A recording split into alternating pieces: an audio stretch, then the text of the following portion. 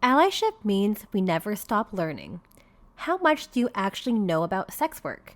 After training thousands of learners over the past 10 years, Living in Community has developed an online self directed training program to learn more about sex work, including what it is, how stigma plays a role, and how best to support sex workers in your work, life, and community. For more info on the 4 modules, including topics like human trafficking, best practices for service providers, the impacts of Canadian law, and more, go to livingincommunity.ca.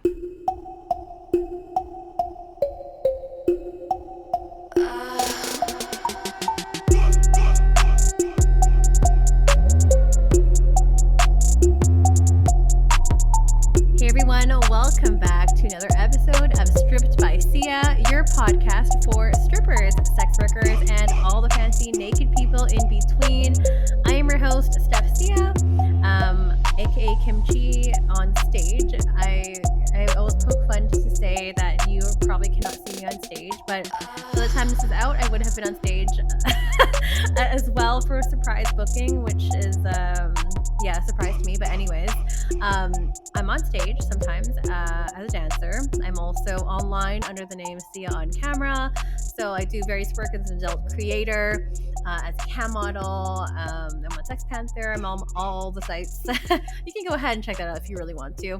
But if you're just tuning in for the first time, this show is all about destigmatizing sex work. And I do that by educating folks with different stories, different lived experiences from guests that I bring onto the show every single week. And there's lots of different perspectives here. So we're not just talking about dancers. We're not just talking about on-screen talent, but we're also talking about and bringing on guests who are maybe lecturers at universities. We're also bringing on organizations that help benefit sex workers that are fighting for destigmatization and, changing our laws. So there's lots of different perspectives here that we bring onto the show so people can kind of formulate their own opinions, own educated opinions on what sex work is, but also give like a humanized approach to the work because it is work, and sometimes people don't view us as humans at all. So I really want to shed light onto that with every single episode. So and a lot of you at home, maybe you're listening because you're doing your research, because you're wanting to get into the industry and want to do so responsibly. A lot of you are also industry veterans and have been here for a minute and just love hearing stories from other workers because we like to have like a sense of community, and our work can be very isolating. And maybe you're just a normal civilian person and this is very, very far away from your life and you find it interesting and want to kind of broaden your perspective. So lots of different angles here. And this week is no different. We are going to be chatting about how sex work has changed your life. And we'll be bringing on a special guest today who I've been wanting to talk to for a long time, actually, who's also kind of in my area as well. And I will be talking all about her later on, which is in a couple minutes. But first, I just want to say hello to our wonderful Patreon subscribers. Thank you all for subscribing since basically season 4 onwards. I had started a Patreon because people are like, thank you so much for all the free information. Thank you for being a resource. Where can I donate to you? And I'm just like, here's my PayPal, but PayPal is sketchy, but here you go, because I didn't anticipate this happening. So you can do that. Patreon.com/strippedbysia. That is where you can find bonus episodes that you cannot find anywhere publicly. You can kind of see who I'm bringing onto the show. You get full episodes weeks before they are released. I'm doing very good and proud of myself for getting all that stuff, getting good runway of episodes out to you all.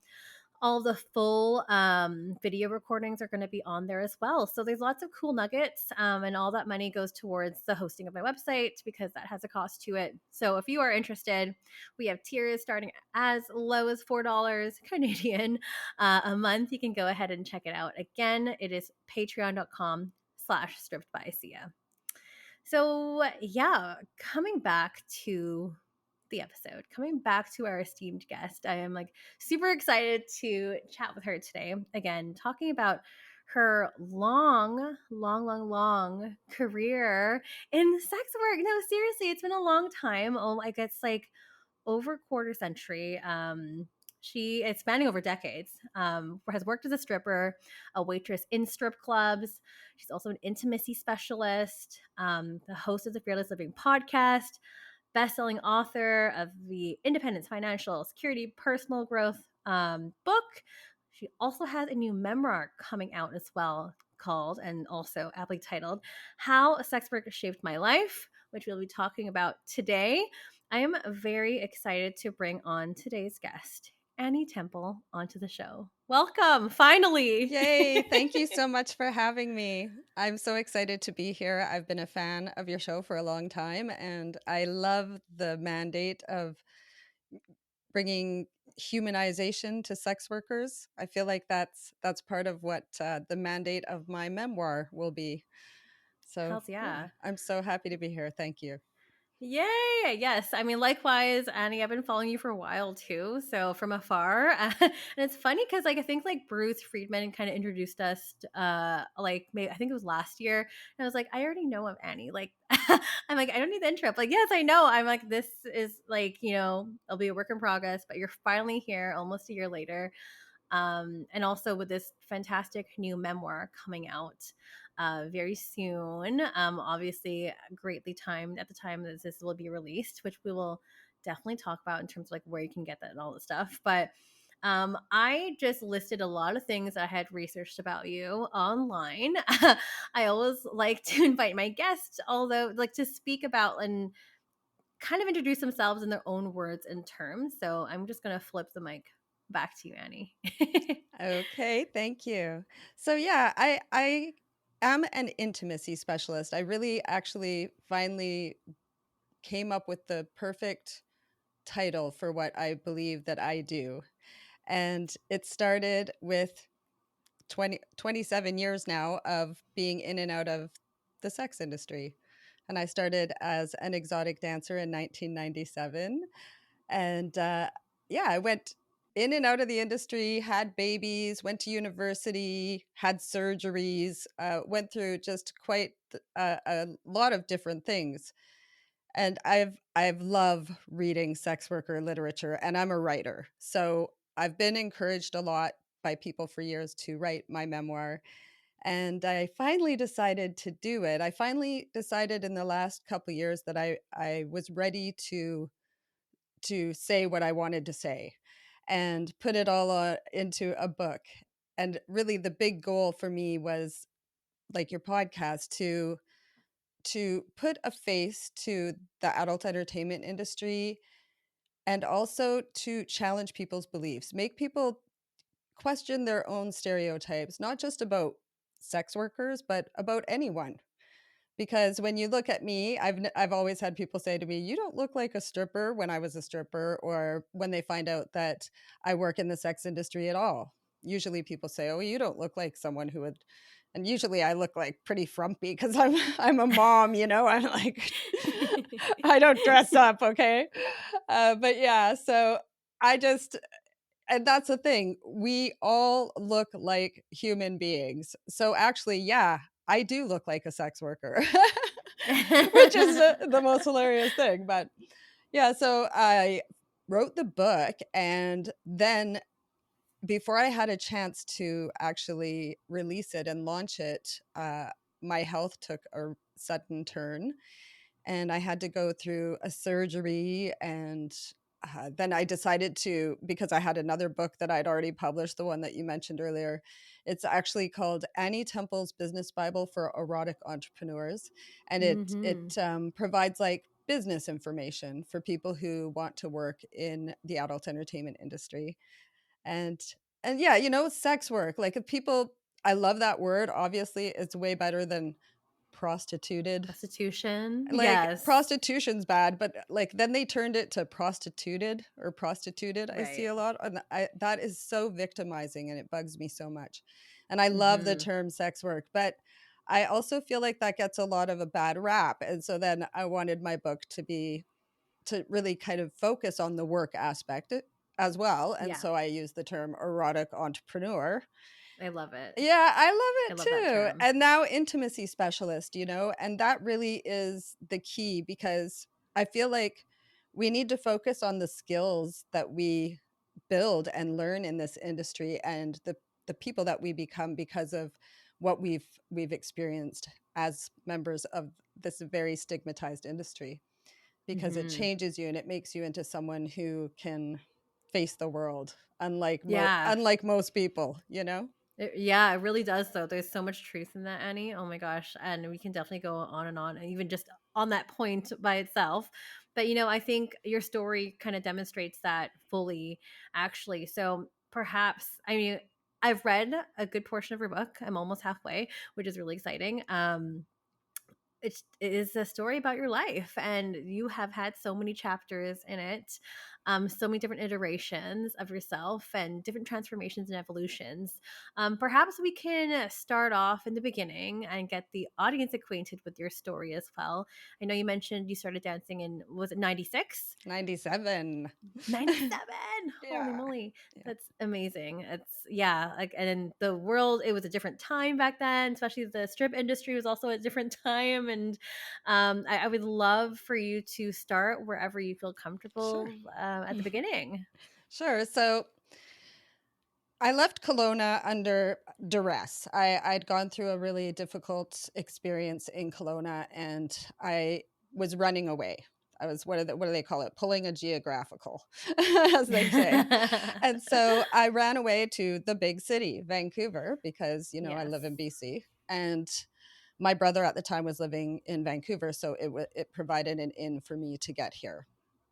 But when I got here, I had a lot of trouble finding work that I could actually make ends meet. And I was barely surviving. Honestly, I was barely making enough money to pay my half of the rent. I had a roommate, and I couldn't afford barely to eat. I was stealing a lot of my food, to be honest.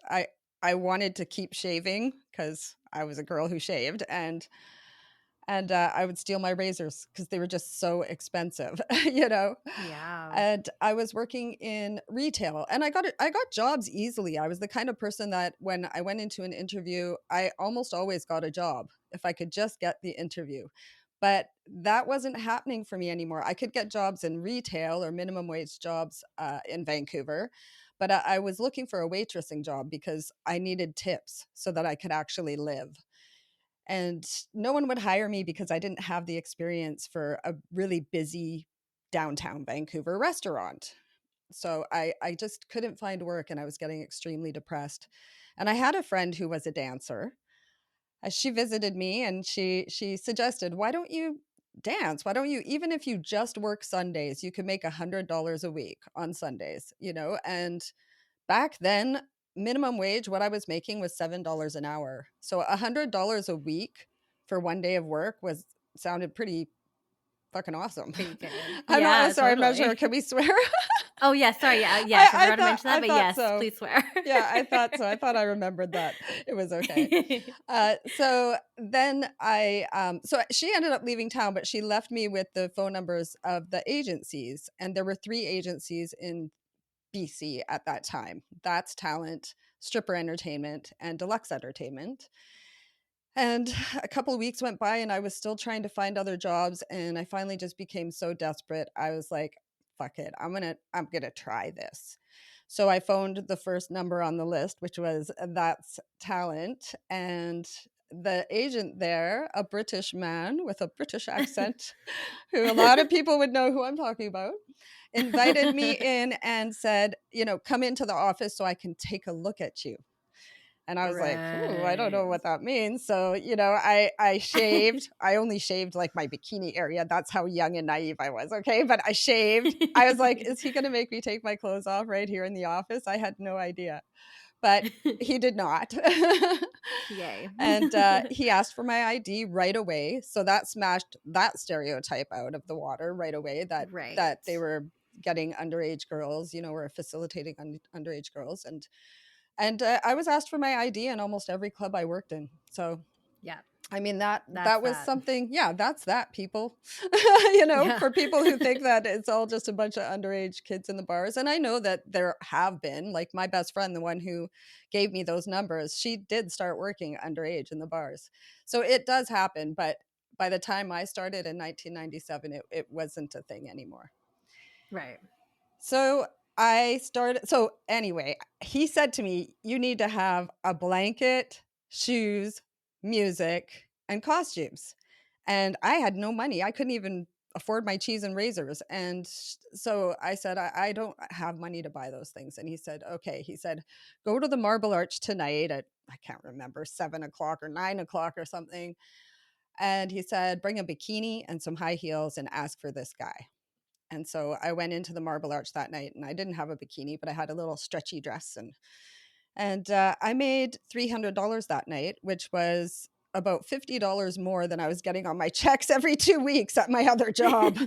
So I was like, I quit my job the next day, and then that was the beginning of me dancing. So of course, anyone who starts working in any industry that's new to them, there's going to be the ups and downs and the hard parts and the exciting parts. And of course, the exciting part for me was the money, and to be able to pay my rent and eat and buy a round of Yeah, drinks for my friends, or like it just it was very empowering for me in that way. And then there were the hard parts of, like, learning, like getting used to your knees getting black and blue from crawling, or not doing a very good show, and maybe your agents are getting on your case, or shit that I think most of us go through if we're in the industry in one form or another. for sure. So Yeah. so yeah, I share a lot of I those will. stories. Yeah, and we have so many stories because as a person that's still in the strip industry in one of the agencies that you mentioned, the only one that's left Yeah. for those who are listening. Yeah, there's definitely I'm definitely going to be like, going back and forth to chat about like, oh my god, how much things have shifted and things have changed. But just as an aside, Annie, the way you speak, like it literally it just sounds like you're reading your book, like literally word for word. I'm like, oh my god, yeah, I've heard this. This is so nice. I think, yeah, you have a great tone with all this in terms of like your storytelling, and I'm just so excited to hear. I know the audience is excited to definitely hear more. Obviously, myself as well. But this was your start to the industry, and you were coming out of a place, at least the way that I have digested it, is like coming out of place out of desperation, out of survival. And I feel like maybe we don't talk about this enough on the show, or maybe I just haven't talked about it too much lately in this particular season. But I think it's really important for us to take a minute to pause and also just acknowledge how many of us do this for survival work. I don't know if you have anything to say on that or anything that you would like to shed light on at that time, but I'd love to hear from that perspective. I mean, it's like a double-edged sword in in some ways, because if I said that I didn't come from a place of survival or desperation, then that makes me look better in some ways, because then we can say, see, it's not just people who are desperate and experiencing exploitation or something that get into this industry. Whereas when I say, no, I grew up poor, I had addiction in my family, I was desperate financially, and that's why I got into this industry, then I'm kind of reinforcing those stereotypes that a lot of people have about sex industry workers. But I think that like what I always try to remind people is that all of us work for the same reason, to live. We all work for the same even reason, to live, and we have to choose how we're going to make our living, and what sacrifices we'll make to to be in whatever profession we choose. And certainly there were sacrifices to becoming a dancer. I was sacrificing my reputation. I was sacrificing my relationships with my mother and some of my friends and family. I was not sacrificing, but there was an old part of me that was dying, a very insecure little girl that was being shed, because I was becoming a woman, and I was meeting people of all different classes, and we were equals in the strip club. And so I was just having like this experience of becoming this new person. So I mean, yes, I started in a place of desperation, and I think a lot of people do, but I think that people forget that even survival sex workers, a lot of survival sex workers love their work. Not every person who's doing the work for the money, which is why we all work, but Yep. not every person who's doing this work because they're desperate actually don't like the work. And a lot of them wouldn't do the work simply because of the stigma, or simply because they're scared their family will find out, or their kids will find out, or and they enjoy the work, but they would rather they didn't have to do it because of the Yeah, stigma. And so totally. I feel like that we have to acknowledge the fact that this industry actually saves people's lives. It saves people financially and emotionally, and it helps people take care of their families. And I'm like a prime example of that, because the sex industry is the only thing that was consistently over and over there for me throughout my whole life. And I'm 50 now. And anytime I really struggled or had a problem because of financial reasons, the sex industry was there for me. If it was in the form of me becoming a sex worker again, or if it was in the form of me having my friends and my family, the family you choose in the sex industry, who would support me by finding ways to hire me for different projects, or help me at those moments when I was really desperate. So it definitely isn't the evil place that so many people assume it to be. Definitely, it has some shitty things in it, but I For can't sure. think of any job that doesn't, Yeah, you know? that's so true. Again, it's like one of those double standards, just like the moralistic backing behind why people don't like or support or cannot see or cannot fathom why anyone would choose this kind of work. Mhm. Yeah, those are different feelings. Like, there's a lot of people that really do enjoy this work and get into this work for various reasons. And even just talking about what we're talking about earlier, but in terms of like survival sex work, like I could really see that being so prominent right now, given the economy that we're in, this super high inflation. Like we both live in the Lower Mainland in in Vancouver, so it's quite expensive and unattainable, and things are just so inaccessible right now too. So I'm just hearing like more and more people and like more and more younger people getting into the work. So it's a tricky time, and it's a good safety blanket.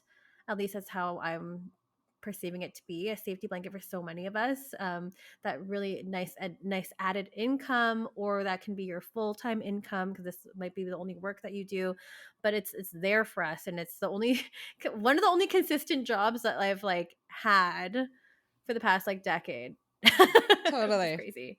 Consistent, but like non-consistent in terms of like, yes, sex work has its ups and downs, but like I've flourished in different iterations across the decade. Mhm. And you have too, which we'll definitely get back more into, Annie. But going back to you and going back to, okay, so you've entered the industry, you're learning the ropes, you have some folks that are in your corner that are helping you settle and get started and be successful. Let's continue that story, because I don't know how detailed you want to go into everything, but I know that you went to Winnipeg and you tried the ropes over there, and you started off as a VIP dancer, then worked kind of your way to stage and stuff too. Where do you want to pick it up? It's a long story, but yeah. You sure? I've I been could reading I your could book. It's been great. Sure, I could I've kind of enjoyed. like go through a little chronological order there. So, yeah, I started out as a VIP dancer at the Marble Arch, and was making pretty good money. But of course, there were nights when I made no money, because that's just the nature of the beast. It's feast or famine in the VIP dancing industry. So I really wanted to get on stage, and my girlfriend, who had given me the phone numbers of the agents, when she found out I was dancing, because that's another thing, I didn't tell anyone what I was doing. So I'm always been that kind of person that I get really private when I'm going through a crisis, and I really withdraw and isolate. So I don't tell people what I'm going through. And when I decided to become a dancer, I didn't want anyone's opinion. I really, even when I thought about asking people for their opinions, I didn't want to know their opinions. I realized I didn't want their opinions. I wanted to make the decision myself. And I didn't know if I would change my mind. So I also didn't want to say, oh, I'm going to try stripping. And then I just jam out, you know. But so anyway, so I went through the whole experience without telling anyone I knew. And it was you know, it was kind of hilarious that way. So when my friend found out that I was dancing, she actually tracked me down at Marble Arch, phoned me through the DJ booth and said, hey, if you want to get on stage, come out to Winnipeg. She was working in Winnipeg at the time. She even had an apartment there. She was basically like living out of Winnipeg and traveling to work, but she was working there at the time and said, come on out to Winnipeg for 2 weeks.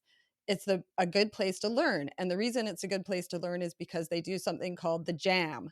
And it's where you jam from club to club to club. So basically you could have one costume and you put it on in the morning. Your driver picks you up. He drives you to the club. You strip in. It's usually like a little pub, like these places, like, and then you put your clothes back on in the bathroom, and he drives you to the next place, and you do the exact same set. Costume, music, everything. And so you don't need a lot of costumes, because I needed really like at least 5 to 7 costumes to work full-time shifts in Vancouver, because back then the bars had like 30 shows a week or more, sometimes even up to 32 shows a week. And most of them had at least 28 or more. So you're doing, if they cut a couple shows in half into half shows, and you're doing between sometimes like 7 or even 9 shows a day, you know, and starting at like noon, and then at bar closing at 1 a.m. This was a long shift. So we had long shifts. We had you know, night shifts, and we had back halves and front halves. Came later. That was kind of weird. but yeah, so I mean, the industry was rocking back then, like rocking. Like I could work in Vancouver and never have to travel. Like there were just so many bars, and they would say they wanted you to not be at the same bar for at least 6 to 8 weeks. So, but every about 6 weeks you could work in the same bar. So, and if they really liked you, they'd bring you back more or hold you over for another week and that kind of thing. So it was awesome. But anyway, I went to Winnipeg to learn how to dance on stage, and I did the jam, and had my driver ratted me out to the agents and told them that my floor show was horrible. And I was already like, my knees were like super huge and black and blue from crawling, because I mean, almost any dancer I think went through that, where your knees get habituated to the whole crawling on the stage. And I was just so devastated, and they were like threatening to not give me gigs for the second week, but I needed them to pay my rent and to pay for my plane ticket home and everything else. So my friend actually like begged them to let me work the second week that I was there. And they you know, they just put me through hell. Like they sent me to contests, and when I was just like in so much pain and just struggling. But yeah, and I also I don't know why I did this. I still look back and wonder what the hell I was thinking, but I decided my mom's going to be worried if she finds out I'm in Winnipeg, okay? Because I was 23, right? You're still pretty young.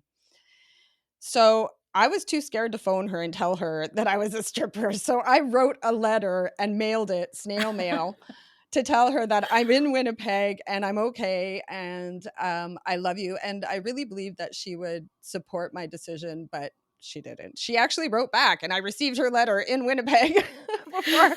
I think the mail must have been better back then.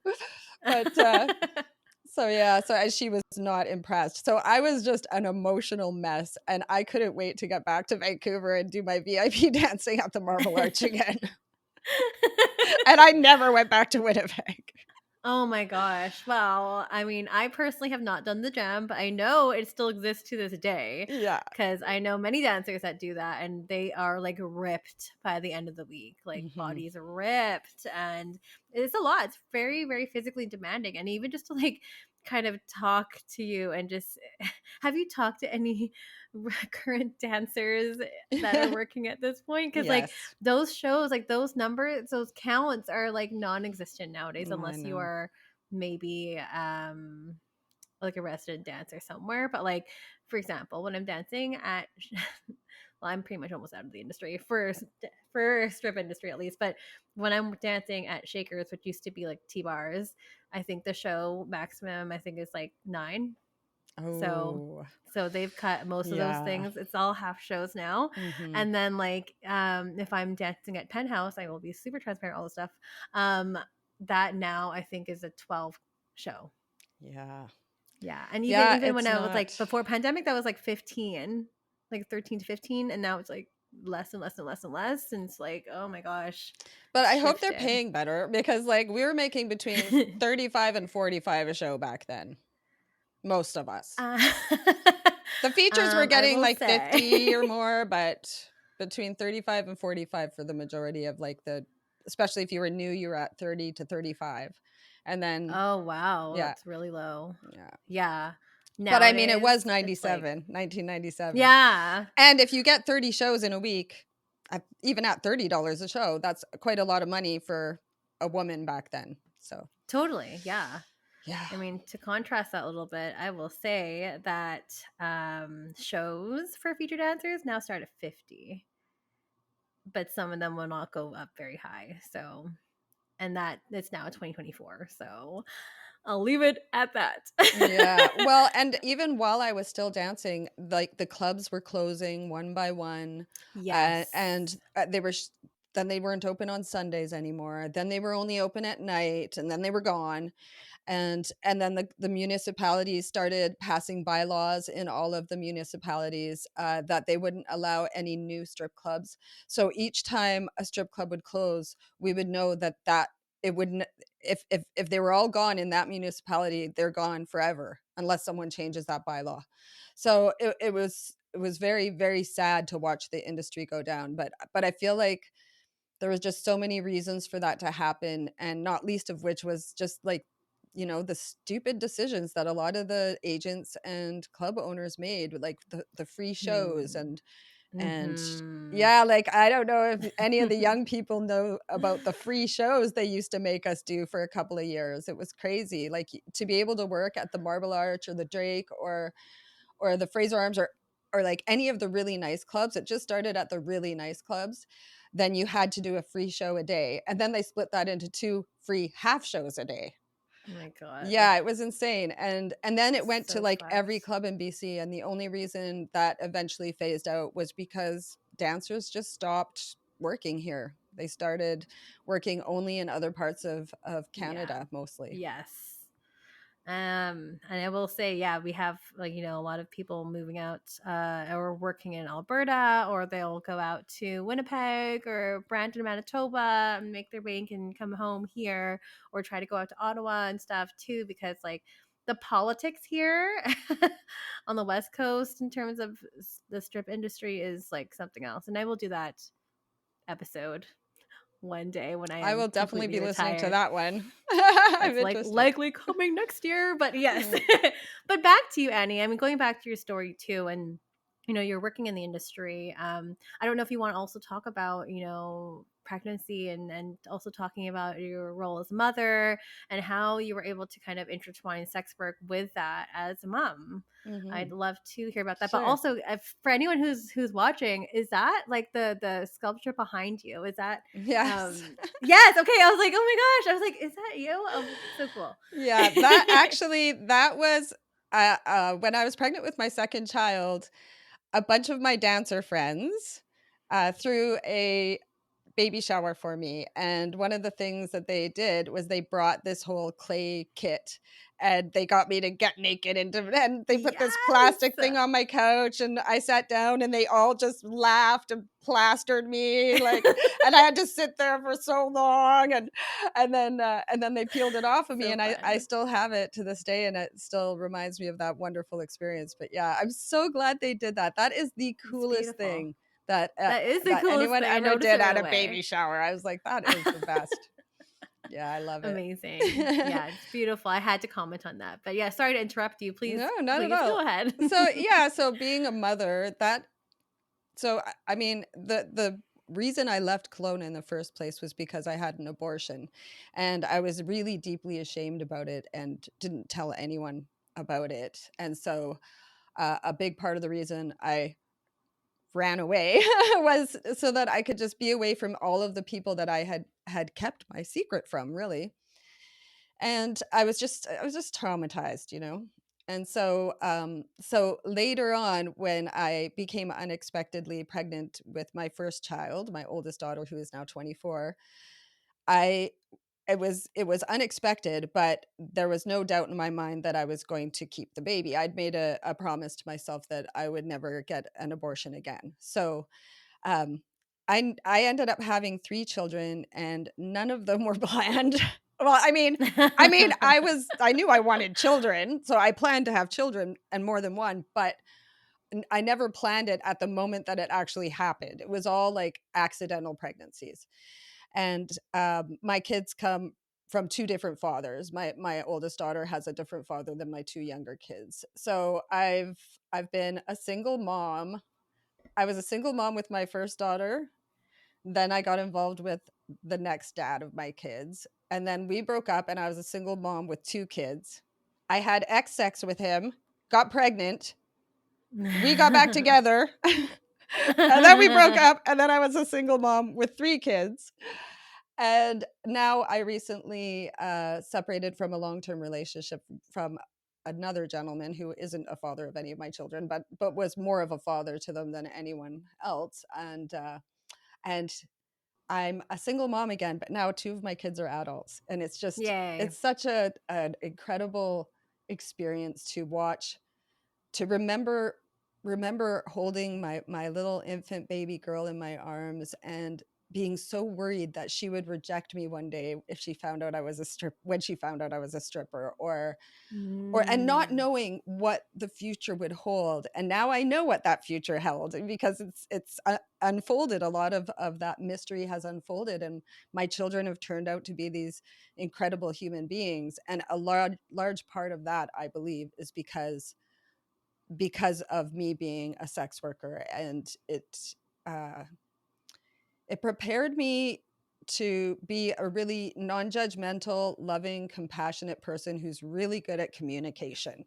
And I think that's Mm-hmm. one of the things that sex workers, we have to learn how to communicate. We don't have a Oh, choice. yes. We're just thrown into the fire of learning how to manage people's emotions, the emotional labor of like handling drunk people in the strip club, Oh or my gosh. or like a guy Yes. that's a little too pushy in the privacy of an intimacy space, in any case in the sex industry, because it's such a stigmatized kind of work. And it's no one learns the etiquette, no one learns how you're supposed to behave. And so we have to teach our customers how to behave, and we have to teach them what we will put up with and what we won't put up with. And so we become so good at communicating. I mean, that is something that, like, one of the best things about hanging out with sex workers is the conversation is going to be epic every time, because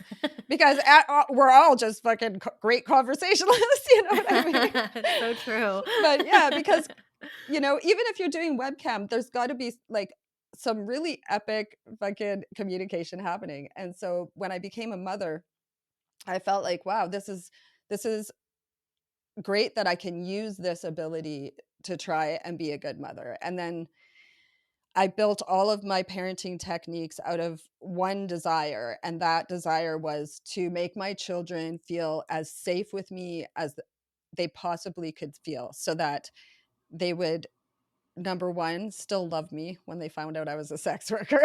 Mm-hmm. and Yeah. and number two, so that when they found out that they were pregnant, or when they went through something really devastating and upsetting, that they would feel safe to come and talk to me about it, and not fear that I was going to get angry, and not fear that I was going to punish them.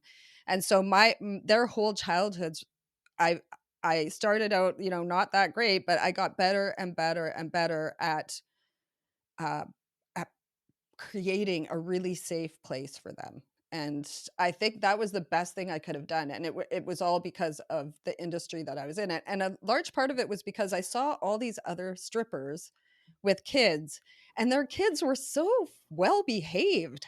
And I was always thinking, I would say to myself, why are all these, strippers' kids so well behaved? And all my friends that are like not in the industry, their kids are little shits, you know? And I was like, and the biggest thing that I noticed that was different was that my friends from the industry talked to their kids like people. Mhm. They talked to them Yeah, like people. They treated them like people. And like I think about the mistakes I've made in my life and thought, how can I come down hard on my kids for any mistake they make when I know I've made way worse mistakes than them totally. because I'm way older than them. I've had a lot more time to do it, you know? Yes, lots of experience. And so anytime my kids ever came to me and like, Mom, I want to tell you something, but I'm scared, I'd be like, whatever it is, I've probably done worse. Whatever it is, Yeah. if it's something you're scared that you did, don't worry. I've probably done worse. Okay. Like Yeah. I'm not going to judge you. And then having my mom reject me when I became a stripper, that was Yeah. another really defining moment and made my desire for my children to never feel that way, never feel rejected by me. Yeah, I was gonna ask about that. Like, was some of that motivation in terms of like, being a really great communicator to your kids and making like creating this really safe space? Like, I guess like, yeah, my question was like, did that a lot of that motivation come from the relationship or the strained relationship that you had with your mother? Yes, absolutely. It was like a direct result because I I was so devastated when my mom rejected me because I became a stripper. I mean, when if you're reading the book and you might have got to this part where I actually even went back to university just to try and win my mom's love back. Yes. You know what I mean? Like Yes. I go into thousands and thousands of dollars of debt just trying to win Dead. your mother's love back, but yeah, and then that was a huge thing for me. And like even still to this day, I barely talk to my mom about my work. I mean, I'm obviously face out. I'm everywhere. I'm not ashamed, but it's just not a comfortable topic with her.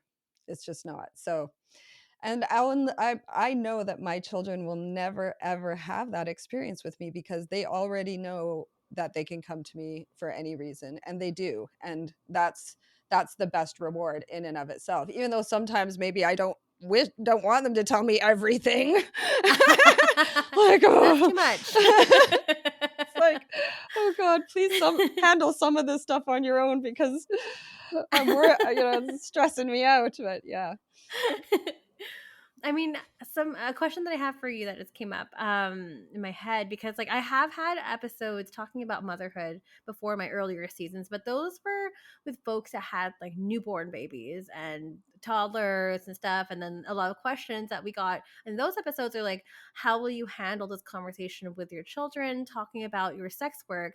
And because you have adult children, two adult children, I'd love to know if you have had that conversation, and if you have had that conversation, how did you approach that? Because that is such a common question that we get on the show all the time. So, Yes, yes. And I think it's a really important thing to think about because I mean, I wrestled with it. I wrestled with how to handle it and how I was going to if I was going to hide it from them or if I wasn't going to and all of that. And what I decided to do was not hide it from my children. I wanted them to just grow up like it was normal. And so I gave them age appropriate information.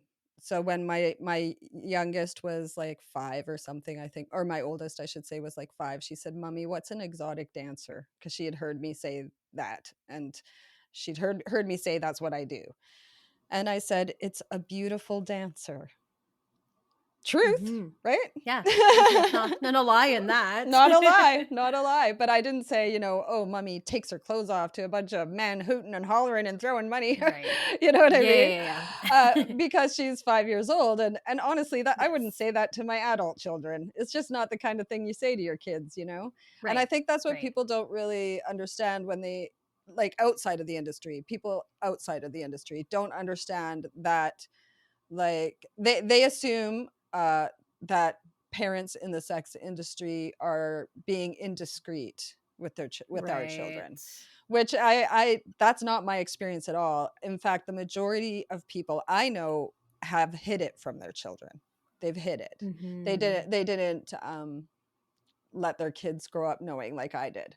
And so I would just do kind of age appropriate. And then I was involved in so much activism and event planning and stuff to do with sex worker rights that they just couldn't help but be exposed to that kind of information and those kinds of people. And, you know, my kids grew up around very gender diverse crowds and diverse sexual orientations. And it just like, you know, we, like my family, my dad's side of the family, there's lots of alcoholism, addiction, criminality. And so just my kids have grown up knowing that everybody, no matter who you are, is a person who deserves to have dignity, respect, kindness, and understanding, and that their behavior is what matters. And who are we hurting in the sex industry, you know? Right. So Right. obviously our behavior is, I think it's pretty good. I think what we're doing is Yeah. helping people, especially as Totally. an intimacy specialist now. I really feel like my work is very rewarding, you know? Rewarding. No, totally, absolutely. Yeah, because I feel like, so many people outside of our industry, they have so much to say in terms of like, your kids are gonna find this on the internet, and they're gonna find your porn and blah blah blah, and how are you gonna deal with that? And you're like, well, it is gonna come when the time comes, and I like how you stressed on age appropriate information, because I think that is important, especially if kids are asking the question at 5 or whatever. Like, kids are smart, and I feel like we underestimate them. And if they are asking questions, they deserve a truthful answer, a scientific answer, but yes, at levels that they can understand And and I that is think we appropriate do for it them. in all our jobs. Like if I was a financial analyst, I wouldn't go and tell my kid, "Oh, a financial analyst is someone who does like about what they actually do." You know what I mean? Yeah. They'd say, "Oh, I help people with their money." You know what I mean? Yeah, So yeah. it's like, and I think in any part of our industry, we could say, "I do something that, you know, I spend time with people who are lonely," or you know, I Mhm. make movies for people that make them happy. I don't know. You know what I Yeah. mean? There's just so many ways that you could say things age appropriately. Like one thing I said to my 13-year-old not long ago, or I guess she must have been 11, so about 2 years ago. Doesn't seem like very long to me. But she was kept walking up to the computer, and I'd be like trying to close the window fast because I had my OnlyFans open. And so finally I just I hadn't told my kids that I was doing online erotic art, but that's what I called it. I said Mm. I'm doing Yeah. online erotic art. In other words, I have sexy pictures of myself, and that's why I keep trying to close it before you walk up to the computer. You know, Yes. so that to me was a way of being honest but not like going into detail. And the kids don't want the Mhm. details, and if I was a Yes. financial analyst, they wouldn't want them either. So Yeah, obviously in the exactly. sex industry we have more reason why we might not want to go into details, just because it's an uncomfortable thing to talk about with your own children, you know. Yeah, for sure. So I mean, generally speaking, no one really wants to talk to the kids about sex. yeah, right. Like generally speaking. But Hmm. yeah, But I that's know you something mentioned that earlier. I find easy to talk about sex, but not sex work. Yeah, no, totally. So especially when it's like coming towards yourself, like it's a Hmm. personal thing, and also then your children are involved. Like, how do you delicately explain that? That can be tricky. But I think the way that you've approached it is actually a really, really um, digestible approach as well. So thank you so much for sharing Yeah, that. no problem. Um, Annie, I know that, and I'm at the point in your book where you started founding the Naked Truth, nakedtruth.ca. And we're talking a little bit about your activism in sex work and sex worker rights. Maybe we could also talk about that part now in terms of like that chapter in your life. Sure.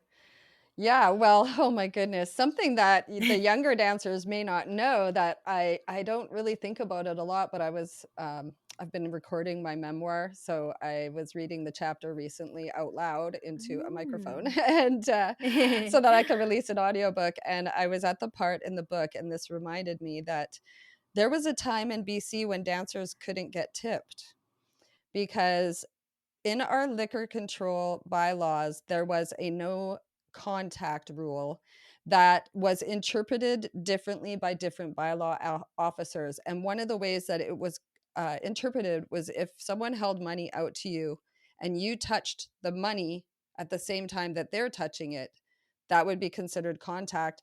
And clubs were getting closed for that. So the bylaw officers would come in and sit down and watch. And if a dancer took a tip out of the hand of a customer, then the bar would get closed down for a couple of days. So we were threatened with fines if we accepted tips. We were not allowed to accept tips in almost all the bars in the Lower Mainland, or in BC, I should say. So Wait, quick aside, Annie, can I just interrupt really quickly? Yeah. So that's still that bylaw is still active in Chilliwack because that bylaw is still active in Chilliwack because there was a club that I was working in now that is now closed, RIP Whiskey Richards, but they still have that bylaw in effect, and like we were instructed not to take money out of their hand. They were only instructed to place it onto the stage or place it where I can reach it. So there's been no exchange, and that's the only way that I can accept the tip. That sounds to me like whoever's running that place was around when I used to dance and just doesn't know that the laws changed. That's my opinion. It's still around. I am sorry, but continue your story. That's really sad. Well, honestly, because the government doesn't send out a notice to anyone telling them that this had changed. We had to ask for proof of it and then give it to all of the agents. And the agents were the ones who had to distribute that information to the clubs in BC, that now the dancers are allowed to accept tips. And it took years, before people started tipping in the clubs. And now, I know, like I have someone very dear to me who's working at Shakers, and she says, it's normal. She'll go on stage and she'll get $80 in tips sometimes. And I'm like, what the fuck? That never happened. That never happened when I was dancing. And that only happened in Alberta, So yeah, I love that. And I'm proud of the fact that I was a part of that. And it was because of other sex worker activists who mentored me, in particular, Susan Davis. She was the one who said, let's challenge this. Let's get the liquor control board people on the phone. And that's what she does. She just phones people still. She does. To this day, she just phones everybody. She's like, I want to talk to somebody in charge, and she gets them. It's crazy. She's a mover and a shaker, that one. So she mentored me. She got me and this woman on the phone, a woman from the liquor control board. And then that woman took our thoughts to her higher ups, and they changed it. And it was just like, amazing. Wow, I couldn't believe it. So yeah, that was one of the things. We also went on to do an event every year called Exotic Dancers for Cancer. We did that for, I think, almost 10 years, if not 10 years. And that was what made me famous for 15 minutes. Because there was an organization that didn't accept our donation, and the world went nuts. The world was offended on our behalves. It was just insane. My face was on newspapers across Canada. I even got interviewed on like MTV. Oh my gosh. Yeah, it was insane. But it was because a cancer organization refused to accept our donation. And there were lots that refused us. But one year, an organization accepted our request that they be our recipient organization. Yeah, for sure. And so we were so excited, and they gave us a plaque and everything, and they talked to the media. And then, so the next year we're like, oh, we're going to give it to them again. But the following year, they didn't want to accept it because they'd had so many problems with their donors that they said it was donor disgruntlement, and they didn't want to be associated with exploited dancers. Oh my gosh. So that was really insulting. And I was just kind of like, we were only a couple weeks before the event. We were so sure they were going to accept our donation again that we hadn't found another charity. So I wrote a press release, and I sent out a press release to a bunch of people, a bunch of newspapers. And the Surrey Now newspaper was the first one to pick it up. And then it didn't look like anyone was going to get it, and that or anyone else was going to do it. But then Vancouver Courier, and then Vancouver Province, and then it just exploded. And It went viral it back in went the day. viral. People on blogs. I didn't even know what blogs were. Blogs were writing about it all over the world in different languages even. It was just Wow. insane. And the crazy thing was how many people were writing letters to support us. And literally there were people in our community who were crying because they'd never, like, we're used to being discriminated. We weren't surprised when they said they didn't want our donation. You know, that's what we're used to. Having people defend us, having people say that we deserve dignity, and that cancer doesn't discriminate against dancers, so why can't dancers contribute? And so many, like, they had pages of letters to the editor, like whole pages dedicated to us, because so many people wrote in. Like, it was just, I've never seen anything like that in this industry. And I feel like amazing. Yeah, and the Naked Truth was also, like, the whole point of it in the first place was so that agents couldn't lie to us anymore about the clubs. Oh my You God. know, so we started We need that now. we started sharing all that information in the forums. And first I was like getting the information from dancers. They'd email it to me, and I'd make a new page on my website for every club. Like, it was just so. Oh my God. Oh man, I spent hundreds and hundreds of hours on that website and that community, and it still exists today. It's just incredible. I did not know that you were the founder of that. Isn't it run by Velvet Steel now? Is it? It's a three-way partnership between me, Susie, and Velvet. We just started it just before COVID. We decided to bring together all of the work that the three of us have been doing, and with the coalition and the BC Coalition of Experiential Communities. It's like a consortium of sex workers from different parts of the industry, and the three of us are members. And so we decided to try and use the Naked Truth to put all of our stuff in one place. And we wanted to start an adult classifieds website because honestly, and I know, like, I hate to talk about this and bring up painful events of the past, but because of the missing and murdered women and the inquiries, there was communication that opened up between sex worker activists and Vancouver police. And so the Vancouver police adopted certain guidelines, and one of those guidelines was non-enforcement, where they don't enforce the criminal laws when it comes to sex work unless there's a complaint. And then they I don't know if they use the sex work laws in that case, but there are so many laws that they can use for everything. They don't need sex work laws, but they're not enforcing like against clients unless there's a complaint. So, like, if a client becomes violent or something and a sex worker complains. So in Vancouver, because we knew that they wouldn't enforce the laws, and one of the laws is you can't advertise sex services in Canada. So our website is technically illegal, but we've so far haven't gotten arrested for it. So we're hoping that's because of the relationships that we've built with certain key people in the police, and that we've convinced them that the safety of sex workers is more important than criminalizing and pushing it further underground. Yes. So that's a big reason why we started the classifieds. They're broken right now, and we're broke. They're broken. We're broke. But we do have some people that are going to help us get them going again, and we're hoping to eventually charge a small amount for people who can afford it to pay for the advertising, and then use that money to pay for the management and running of it. Nice. Yeah. And if there's money, and if we get more money, like a profit, then we would use that for the kinds of projects that we can never get funding for, you know? Yeah. No, those are great initiatives for sure. Yeah, you'll have to definitely keep me posted on that. Wish us luck. Whenever that gets reignited again. But I mean, you've lived such a life and have had such a huge career in the industry.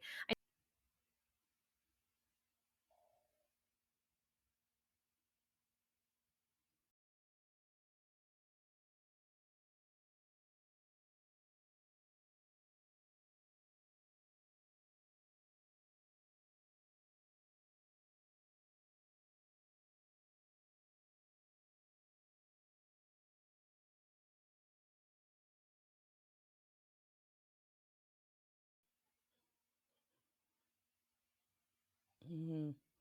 Oh, I've been through a lot of that. Oh my gosh. Because the last few years have just been a roller coaster for my health. And like, as an intimacy specialist, massage provider for the most part, I didn't want my clients to know when I was sick. I didn't want them to know when I was struggling or suffering.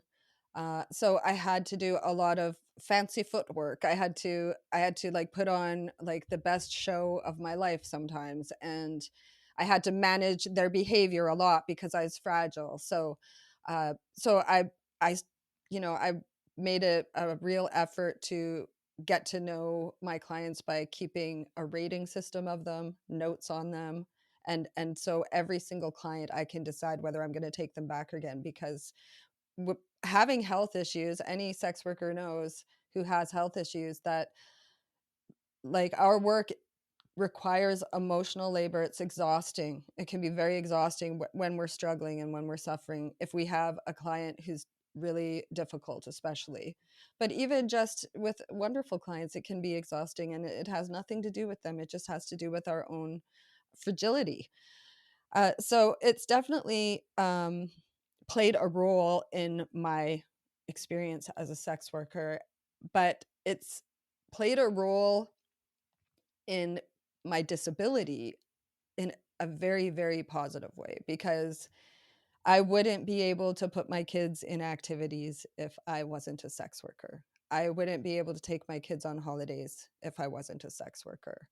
And for years, that was the way things were for me and my kids. I was too sick to work in the sex industry, and I was living on a really small income. And so, they didn't get put in activities, and we did live on quite a budget. And so they know what it's like to struggle. But now, because have I am well enough to work sometimes, and sex work is something you can do sometimes. Yeah. Most Yeah. jobs, you have to be there every day, or Full you have time. hours, or you have responsibilities and obligations. And even most like independent businesses are very time restrictive, you know. But sex work, it's a business that you can do when you're well. You're not going to get fired. And customers, they're so understanding. They care about us. If we're not feeling well, they actually are worried, you know? So they're not going to be like, "Oh, fucking bitch, too sick to Yeah. work. You should have worked anyway." You know what I mean? Like they used to do like at jobs before COVID, you know? Totally. But like Totally. but like clients, at least mine aren't like that, because I'm very picky, and and then there is, of course, privilege, which is, I do know that I have a lot of privilege. I do have the privilege to deny clients. But honestly, I get in situations, stressful situations financially, where I do feel desperate, and I feel like maybe I should take this client that I don't feel safe with, or that I'm not sure about, or I get a bad gut feeling from how they're messaging me. But then I remind myself that I can't do that, because one bad experience and I won't want to do this job anymore. And then what? Yeah. Then what? Then I'll Yeah. really be fucking screwed. You know what I Yeah. mean? So I really try to encourage people, even people who feel like they don't have the privilege to deny clients, to try to do it if they can anyway. Like, and it's hard, but your safety and your mental health is so important in this work. And if I was scared to do it, I wouldn't be able to do it. I look forward to seeing my clients. I love my work. I love giving hugs and getting hugs, and it's a beautiful thing, and a lot of people are lacking intimacy.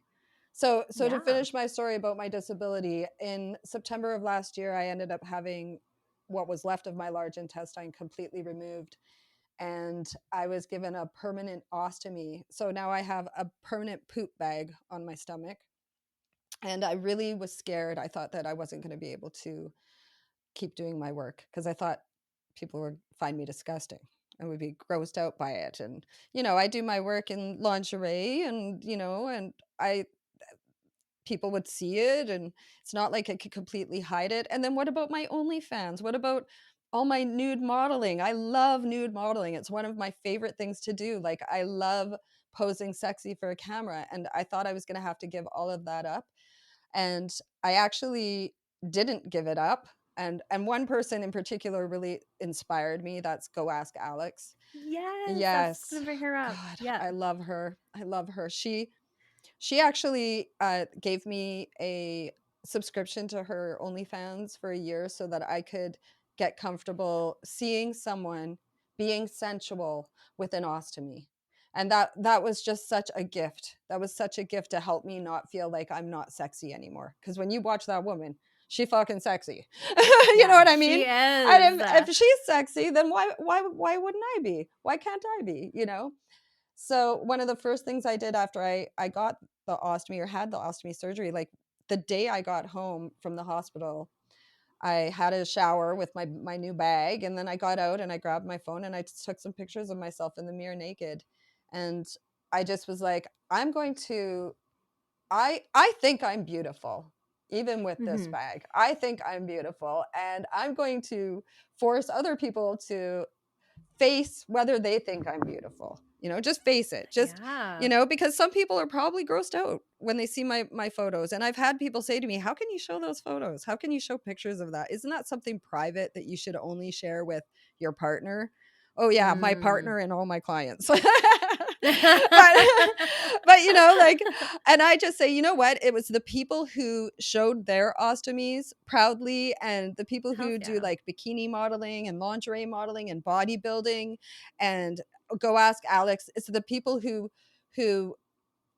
have proven that you can still be beautiful and sexy no matter what your disability is. It can even be a poop bag, which you would Yeah. which you would think, because there is such a stigma with bodily fluids, especially that one. You would Right. think that that would be a huge turnoff, and that would be a huge thing that would make people think like, ooh, what's she doing? What does she think she's doing? And I'm sure there are people who think that, but I don't think Mhm. that. I think I'm beautiful, and I'm going to just keep doing what I'm doing because I like it. Yeah, no, that's so great and that's so brave and like, thank you for sharing your story and just being vulnerable. Um Go Ask Alice is amazing. I did record an episode with her way back in like season 4. So if anyone is listening, feel free to go scroll way back a few seasons to hear her incredible story. But going back to you, I mean, just to wrap everything up, this is such a big question, but like, what has sex work taught you? I mean, we've talked about in different pillars here, but I mean, if you were to have a takeaway from your life and your career in sex work, like, what have the takeaways been for you? I think I immediately think of two really big takeaways. One being what we talked about at the beginning of this episode of your show, about how no matter who you are, no matter what you do, you came to those reasons, you came to those decisions, those conclusions, and those life experiences because of what led you there. And so whenever somebody like crazy racist, or someone that I just absolutely completely can't abide because I just feel like they're so completely different from me and I hate what they stand for, I stop and I remind myself that there are people who feel that way about me, and they don't understand what my path was, what led me to make the decisions that I made, and why I made them, and what brought me to those decisions. And so reading my memoir, that was the whole point. You read my memoir, you see, no, there's a human being here that wants exactly, wants exactly the same thing as everyone else. And the people who are hating on me, looking at me, thinking bad things, they actually have more in common with me than they realize. And so then I try to remind myself of that when I come across people that I feel I really struggle to accept as a human. you know and Wow. remind Yeah, yeah, myself yeah. like what led them to become the person they are, and what brought them to make the decisions they made, because something did. And if I could try to understand that, then I can recognize, even with those people, what we have in common and our common humanity. And then the other takeaway for me, the biggest takeaway, and it's become it's become like my purpose in life, really, is that intimacy is severely lacking in our society. And I've been through touch starvation when I went through years of health issues and a relationship with someone who never touched me.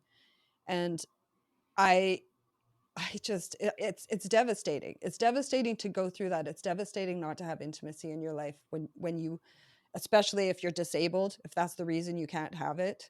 You know, how Yeah. many people with cerebral palsy or other kinds of disorders that they have caretakers who never even think about their sexuality, never even think that they might Mm-hmm. want to be touched tenderly, or, you know, given, like, have someone tell them how beautiful they are, you know. And I just feel like that's so missing in our society, and especially in this newly connected, meaning computer connected, internet connected world. There's so much disconnection.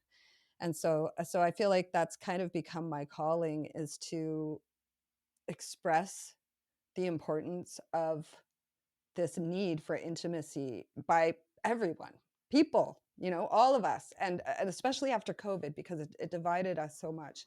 And to bring us Totally. back together, to love each other again, and like spread our intimacies, I love know. that. Yeah. No, that's super great. And I love everything you said there, Annie. And like, again, like, thank you so much for sharing only just a snippet of your story. How Sex Work Shaped My Life will be coming out very soon. October You, 22nd. there we Yeah, go. And of October course, 22nd. It's a Tuesday. I don't know why. Tuesdays are a day when I figure nothing else will be going on. and we will be sharing like the links and stuff, like where and how to buy the book when it comes out, just after questions, because we do have a few questions that did come in from X, from Twitter. So why don't we gear off into that mode right now? Yeah, we have a couple questions here from the same person. Lots of great, thoughtful questions here. But the first one is, how has sex work impacted your view on men in general? Mm. That's a really interesting question. You know, I found personally, because I've worked in so many areas of the industry, that my perspective or my viewpoint towards men was different in different areas of the industry. And so in the strip club, you're dealing with a lot of drunk people, a lot of drunk, you know, and they behave in ways that they wouldn't behave in their normal lives.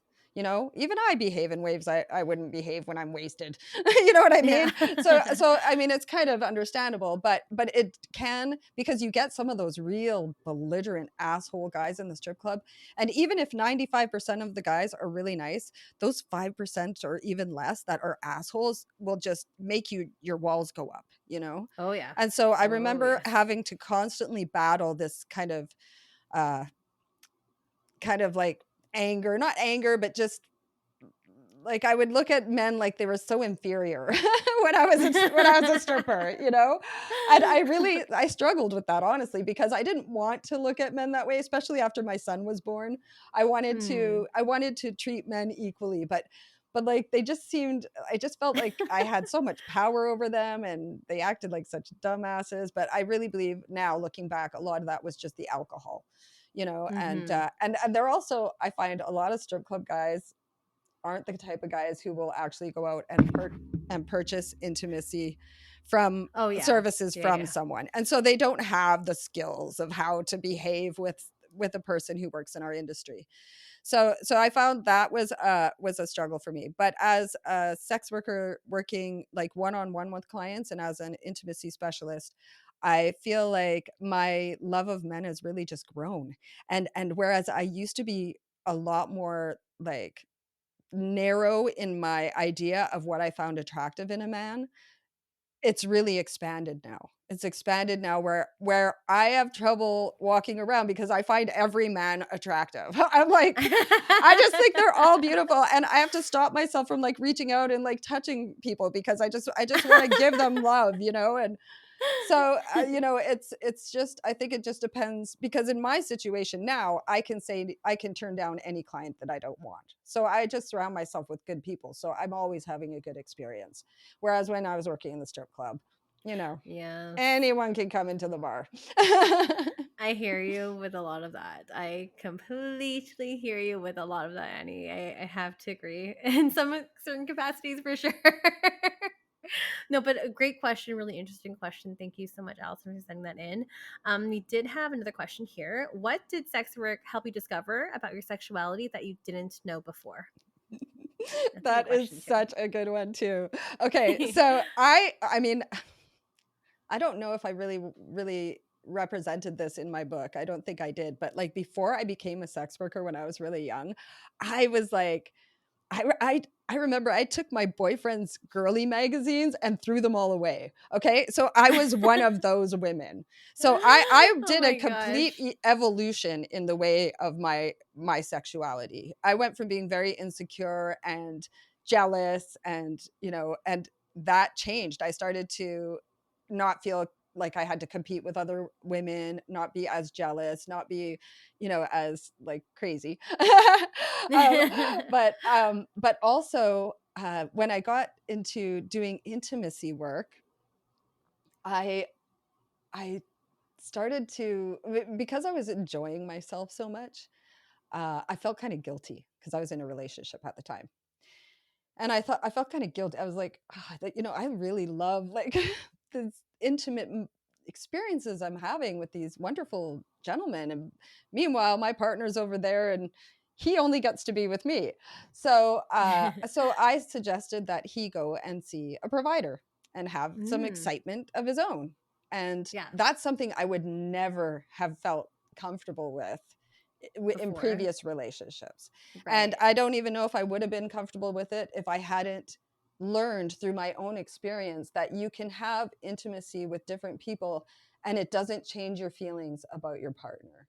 And so for the first time in my life, I started to understand polyamory. I started to understand how people can, like swingers and the lifestyle community and stuff, Right. that I'd never really understood before. And I think sex work is what opened that door for me, to be able to understand that. And then the most fascinating part of that was how much our communication and my relationship with my partner improved. Because when we opened Great. those doors and started having those experiences outside of our relationship, but being fully honest and supportive with each other about it, it just brought us so close together, and it really enhanced our relationship. It was a beautiful thing. And so I finally understood why I see so many couples that are in the lifestyle movement that look so happy, and Yeah. I'm like, how can they be happy? Like, now I know why. It's because they probably have really great communication. They have Totally. excitement in their lives, because often when you're with the same partner for a long time, that excitement starts to fade. And so if you Yeah, do it go have an does. experience with someone else, it can often like bring that spark back. It really can. Totally. So, it's just another good thing about sex workers. Exactly. We need to celebrate that for sure. Yeah. The last one here, Annie, is what is your civvy definition of adventurous in bed versus your definition? Oh, adventurous in bed. Civvy definition of adventurous in bed. Well, I mean, honestly, I don't think it changed that much for me, because I've always been pretty adventurous. I've always had a Mhm. very high libido and wanted to try everything. Uh, Mhm. but what did change was my understanding of how many different kinds of things turn people on. So Oh like yeah. so like the foot fetish guys, and Mhm. Love them. like some of the weird things that people want to do in intimacy situations that I've been requested, and or that we've figured out and tried to put together for people, and it just fascinates me. So I would say that my definition of what it is arousing to people has expanded massively, because I just didn't even realize that there were so many different kinds of kinks, really. But me, I've pretty much stayed about the same kinkiness. No, those are great answers. Totally. I mean, we've had such a fantastic conversation. I'm so sorry we went way over your No, not at timing all. It here was in so your schedule. fun. Yeah, I've been having such a great time chatting with you, and I'm sure we could chat for another couple hours easy. But before we all let you go, Annie, where can we all find you? Where can we get your book, etc.? Plug all the things, please. Yes, you can find me at annietemple.com. If you have questions about my intimacy services specifically, please reach out and email me. There will never be any judgment or any obligation. Just reach out and ask me anything you want to ask me. Communication is the most important thing, and I really, really love hearing from people. So please feel free to contact me and check out my website and sign up for my blog. That is the thing that I love the most, because I'm a writer and I just love people to read the stuff that I send out. So sign up for my blog. You'll find out when my book's coming out, and you'll get all the news. Awesome. October 22nd is the date. So we have a couple weeks here to go at the time of this episode being released, which is exciting. And yeah, you'll just have to subscribe to your newsletter so you know when exactly where to get that. Okay. So for everyone else that's listening at home, it's if you want to get in contact with myself, it's Stripped by Sia on X, Stripped by Sia podcast on Instagram. If you want to do your homework and help out the show, you can also do that by rating 5 stars on Apple and Spotify. Do your homework, write a review, engage with the polls that I have in every episode every single week. That really just helps a lot with discoverability and helps other people like yourself discover the show further, and would hopefully help people down the road as well. So you could do that. You could also become a patron on Patreon, as I mentioned earlier, patreon.com/strippedbysia. And if you yourself want to come on to the show, you potentially can. You can definitely reach out to me. It's strippedbysia.com. There's a contact form there. You can reach out to me there. You can go ahead and pitch your episode, pitch your topic, and just be open in terms of conversation, because I definitely want to make sure that we're developing a good episode for everyone out there, but also there's a lot of pitches. So I just want to say, like, you know, I do appreciate everyone writing in. It's really great. But yeah, we really need to work together on developing good quality content out there. But with that being said, Annie, it was so delightful to have you on the show and to like finally meet you. I'm thrilled, and I can't wait to read the rest of your book. And I'm so excited for you. And it's been lovely getting to know you over the past hour and a bit. I feel the same. Thank you so much. I really appreciate you interviewing me and having me on your show that I love. And it's been a pleasure. Thank you. And for everyone else listening, you know what to do. It's new episodes every single Sunday, dropping at midnight Pacific Standard Time. And we'll catch everyone in for another great episode next week. Thank you so much, Annie. Thank you. Bye.